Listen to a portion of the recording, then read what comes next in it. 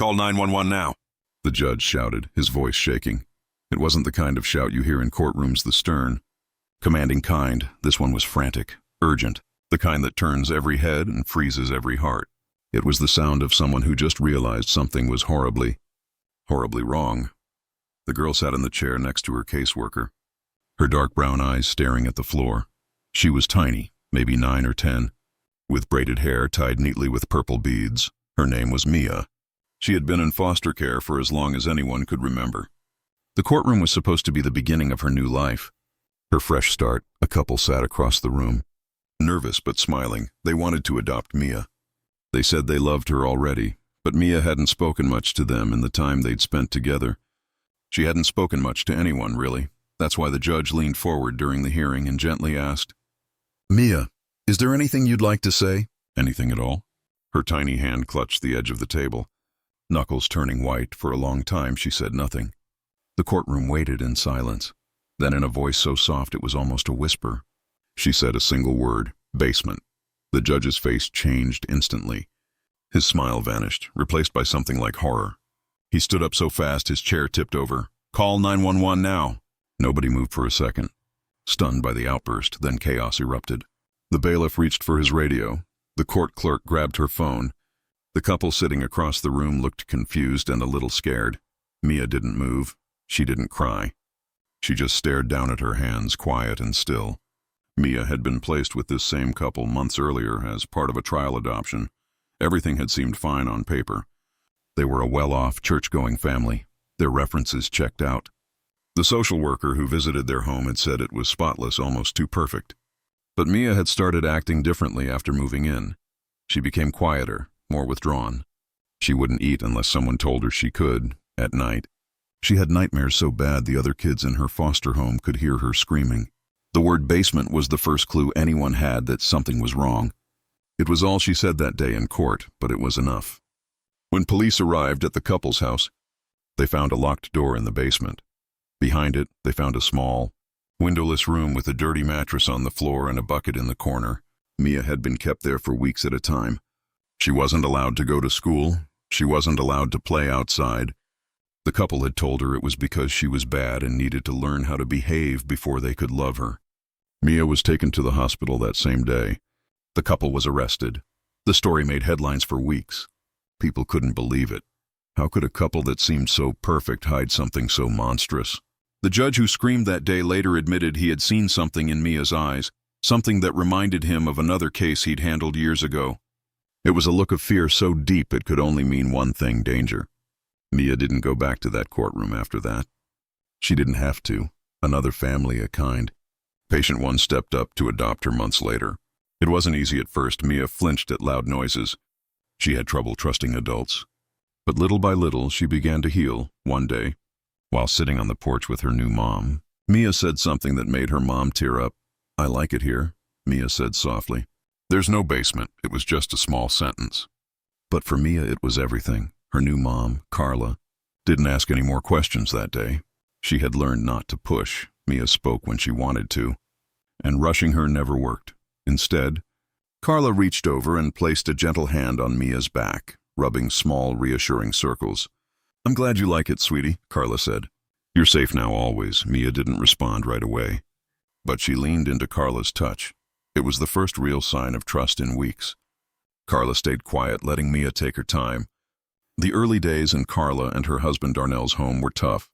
Mia would panic if she heard the door to the basement creak open. Darnell eventually put a heavy-duty lock on the basement door, not to keep anyone in, but to make sure Mia knew no one would make her go down there. He even left the key on the kitchen counter in plain sight so she knew it wasn't a secret. Mia still didn't talk much. Carla had read every book about trauma and children that she could get her hands on, but nothing really prepared her for the heartbreaking moments that seemed to come out of nowhere, like the time she found Mia sitting in the corner of her room, facing the wall, rocking herself back and forth. Carla had to fight back tears as she knelt beside her. "It's okay, baby," Carla said softly. "You're not in trouble. You don't have to hide." It took nearly an hour to coax Mia out of that corner. But when Carla finally wrapped her arms around her, Mia melted into her embrace, sobbing into Carla's shoulder. It was the first time she had ever let herself cry in front of them. Small victories came slowly but steadily. One evening, Carla made spaghetti for dinner, and Mia actually smiled just a little. "This is my favorite," she said in her quiet voice. It was the first time she'd ever mentioned liking something. Darnell nearly dropped his fork. He covered it quickly by saying, "Good choice, kiddo. Best spaghetti on the planet, right?" Mia nodded, a tiny grin tugging at the corner of her lips. Carla and Darnell exchanged a quick, tearful glance. They didn't make a big deal out of it. But later, after Mia had gone to bed, they high-fived in the kitchen like they just won the lottery. Over time, Mia started opening up about her past.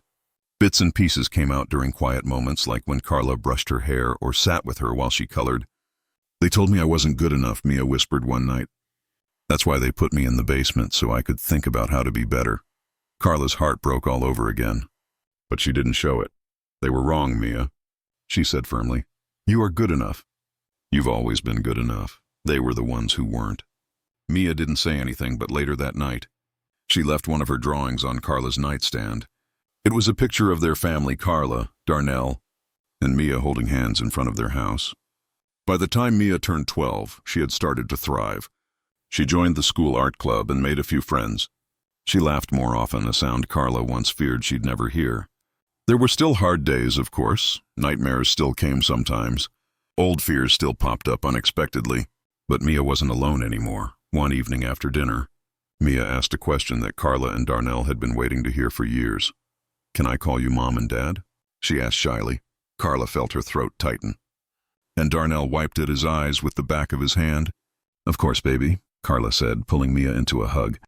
"We'd be so proud if you did," years later.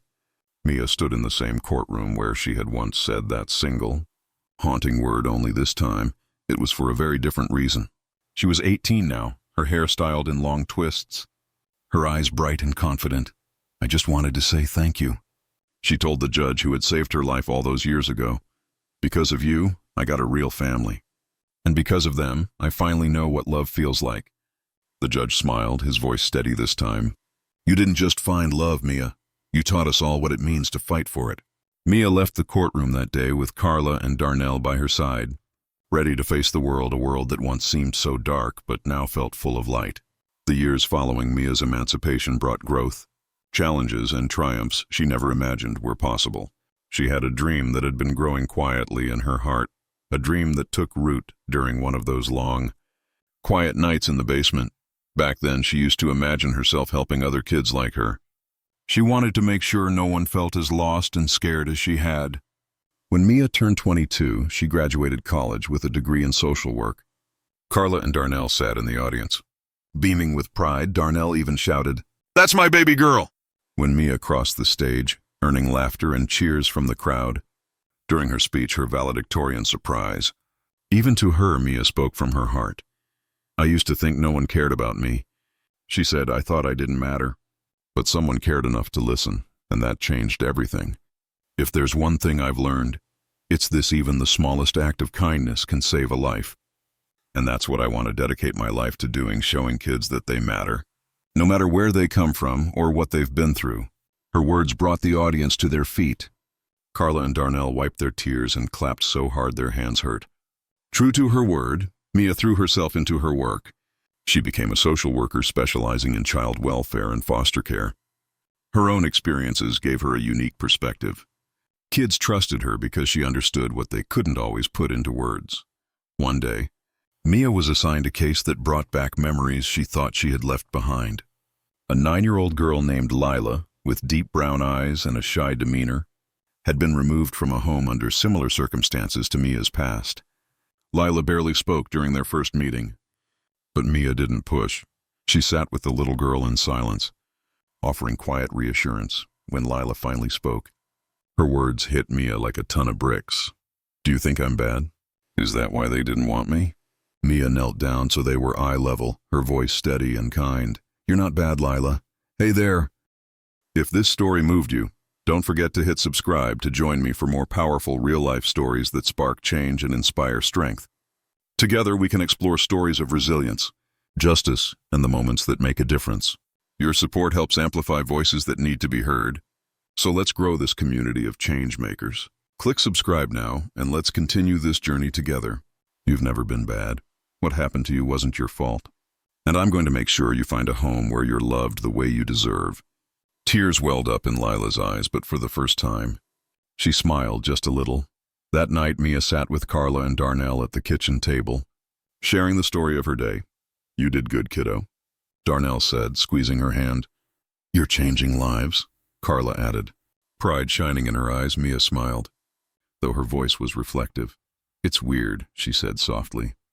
"Sometimes I feel like I wouldn't be here if it wasn't for everything I went through. It's hard to think about, but maybe that pain happened for a reason so I could do this." Darnell nodded, his deep voice steady. "It's what you always had in you, Mia. You're strong. Baby stronger than they ever thought you'd be," Carla added, her voice full of love. "And now you're giving that strength to others. That's what makes you unstoppable." Mia's journey wasn't over. Healing wasn't a straight line, and the world didn't always make things easy for her. But every time she helped a child find their forever home, every time she saw hope bloom in a face that had known too much sorrow, she felt that light in her grow brighter. She had found her purpose, her voice, and her strength. And now she was passing it on to those who needed it most. Mia had once been the girl in the basement. Now she was the one holding open the door to a brighter future for herself and for so many others like her.